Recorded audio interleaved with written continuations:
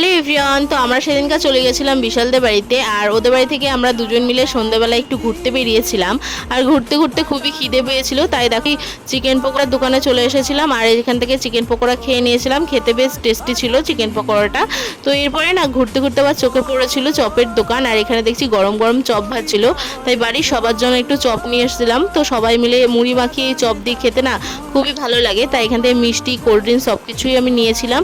দেখো এখানে সবাই এখন মুড়ি মাখা দিয়ে সবাই এখন খাচ্ছি মুড়ি মাখিয়ে। তো এরপরে ঠাকুরমশাই চলে এসেছিলো, আমাদের যেহেতু বিয়ের ডেটটা ফিক্সড হবে আজকে, তাই জন্যই ঠাকুরমশাই এসেছিলো। তো সবাই মিলে একটা বিয়ের ডেট আমরা ফিক্সড করেছি।